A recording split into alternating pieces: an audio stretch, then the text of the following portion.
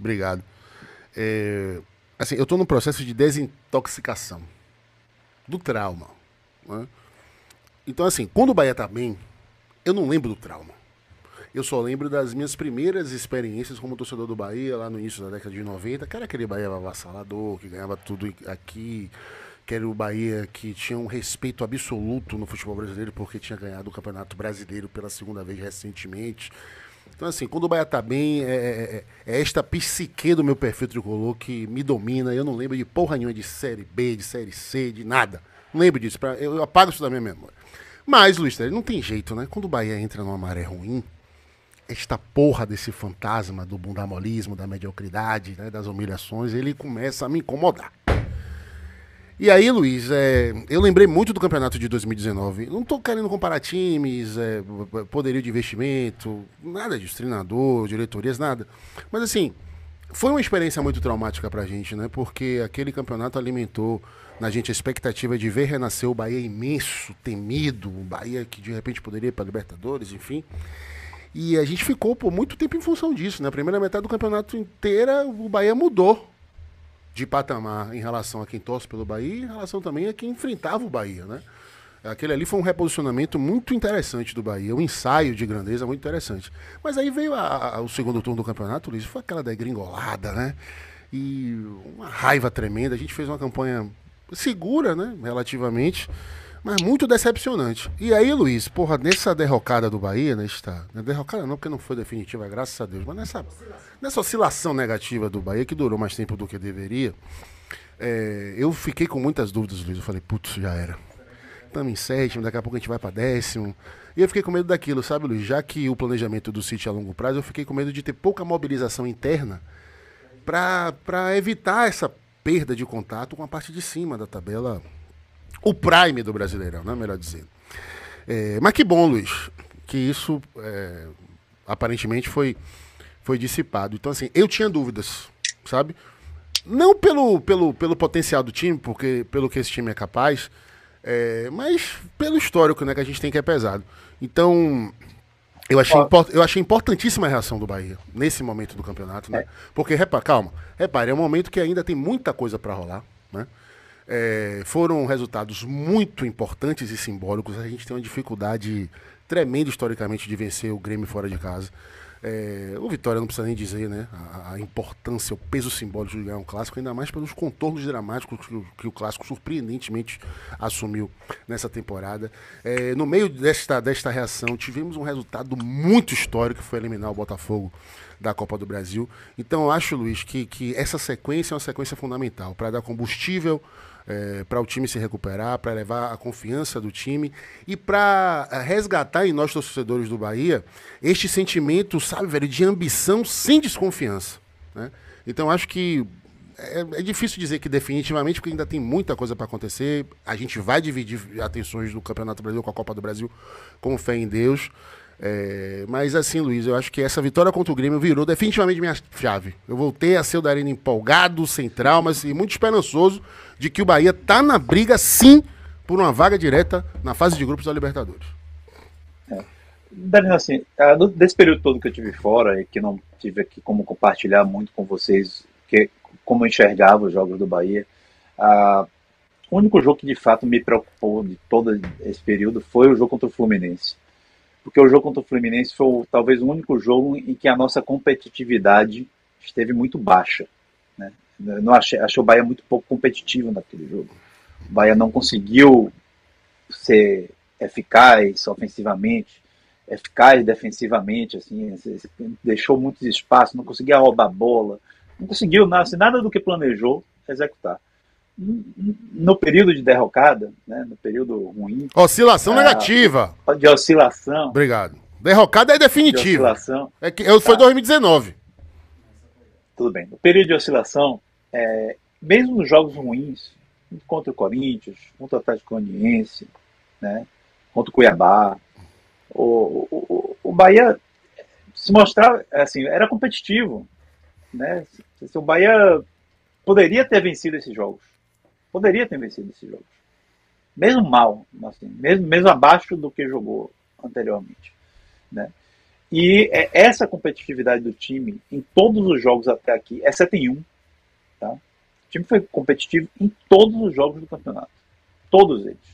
O Bahia poderia ter saído vencedor em todas as partidas do campeonato, exceto o jogo com o Fluminense, na minha opinião. Né?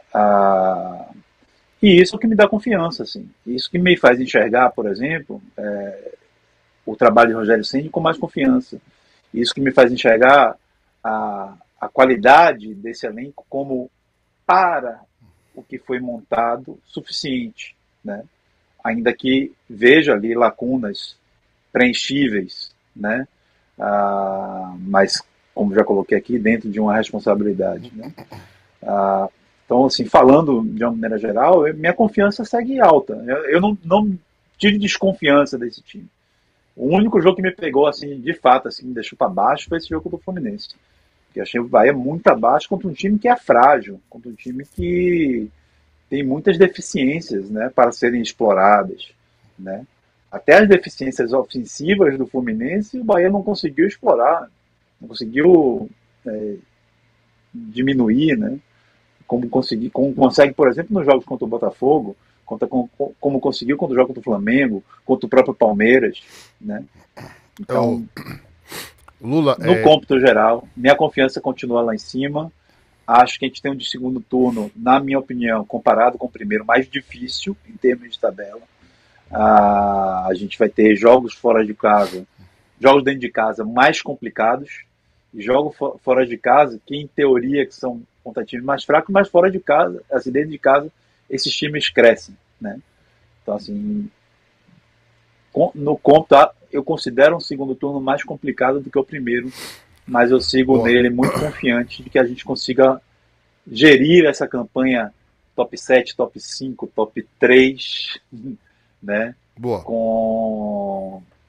Com sucesso. Luiz, a minha visão é mais crítica, mais exigente talvez e menos generosa do que a sua. Eu acho que o Bahia deu sim motivos pra gente se preocupar.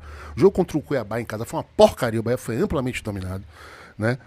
O jogo do Corinthians também foi uma pasmaceira incrível. O Atlético de Goiás nem se fala, o pior time do campeonato. O Bahia só conseguiu um empate na Bacia das Almas, só acordou pro jogo na reta final. Foi um jogo muito fraco.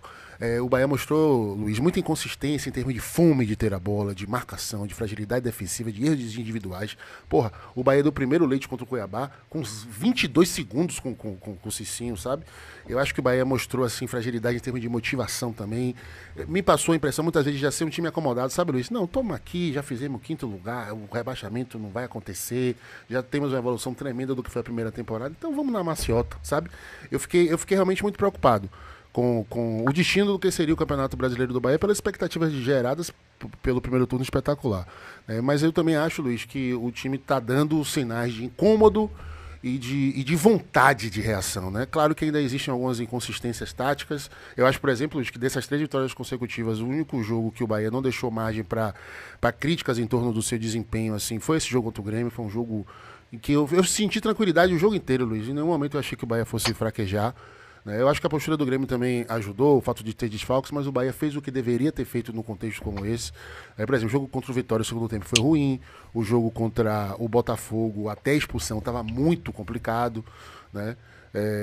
Mas enfim, eu acho que o mais importante, Luiz, foi o Bahia dar esse sinal de que a temporada não acabou ainda e que ele não está satisfeito com essa evolução. Que ele pode e que ele tem fome por mais. E torçamos para um segundo turno no mesmo nível do primeiro. Agora assina embaixo no que você falou. O segundo turno vai ser muito mais difícil, porque o Bahia já é um time mais respeitado. A postura do Grêmio lá no Sul diz isso, porque o Bahia é um time mais estudado pelos adversários, né? E porque eu acho que no segundo turno, com esse senso de urgência, é uma palavra que você gosta de usar, Luiz, de definir os rumos de todo mundo, né? É tudo mais complicado. As brigas já estão definidas, cada um sabe o que precisa. O que precisa em termos de pontuação em determinados cenários, os times já estão definidos, por exemplo, esse jogo aqui em casa eu preciso ganhar, preciso para cima do Bahia. Enfim, vai ser um segundo turno mais duro. A gente tem jogos em casa contra adversários muito mais difíceis do que a média de nível dos adversários que a gente pegou no primeiro turno em casa. Então vai ser papirão, vai ser briga de foice no escuro, né, Bruno Mascarenhas? Mas eu acho que a gente está preparado, Luiz, para fazer um campeonato combativo, ambicioso e vamos ver na reta final pelo que estaremos brigando, mas a minha percepção é otimista. O que não era depois desse debate. Ainda que você tenha colocado como oposta essa visão, não é oposta assim. Porque deixa muito claro, eu não gostei do desempenho do Bahia contra o Cuiabá, não gostei do desempenho contra o Corinthians, não gostei do desempenho contra o Atlético Goianiense. O que eu coloquei é que nesses jogos, o Bahia, mesmo jogando mal, ainda foi competitivo. O Bahia teve chance nesses jogos, todos esses jogos, de sair de campo vencedor da partida. Então, mesmo quando o Bahia mal, o Bahia conseguiu ser competitivo, exceto contra o jogo Fluminense. Isso não tira o aspecto de ter jogado mal, né? De sofrer as críticas, de eu, inclusive, também achar que o time jogou mal. Né? Mas uma coisa que a gente sempre. É muito bom de falar isso aqui. Uma coisa que a gente sempre sofreu contra era muitos jogos que o Bahia jogava bem, o adversário jogava mal e o adversário terminava ganhando a partida por conta da qualidade de A, B, C ou D dentro do elenco. Né? E isso hoje está meio que revertido. Hoje nós temos A, B, C e D jogando pra gente. E mesmo quando a gente joga mal, a gente consegue criar 3, 4, 5 chances de reverter um placar, de fazer um gol quando a gente não merece, né? E de sair com um resultado de vitória, né? Com 3 pontos numa partida, que a gente não desempenhou nem perto do nosso melhor. É para isso que eu quero chamar a atenção. É daí de onde vem parte do meu otimismo, né? E assim, eu gosto muito da sua opinião na hora que você fala que o Bahia se viu incomodado, né? E de que você sentiu o time um pouco menos focado nesses outros jogos. Eu acho que passa também por isso, um pouco, sabe? E é uma coisa natural também. Por isso que eu fiquei preocupado. Não é E outra, é uma coisa natural no Bahia dos últimos anos, que é o que eu chamo de bunda mole, que é essa acomodação, entendeu? A gente tem que lutar contra isso. E aí a gente tem que louvar um pouco o nosso treinador, parte das lideranças do nosso time também, né? De se mostrar muito claro, né, em campo, nos treinos, nas entrevistas coletivas, de que não estão satisfeitos com esse rendimento, né? E com esse tipo, assim, quando o Rogério Ceni vem a público dizer que não é para a gente se acostumar a perder, que não é para a gente não, que não é para os jogadores acharem normal uma derrota, mesmo contra adversário em teoria superior, isso é o que faz a gente ter combustível, né?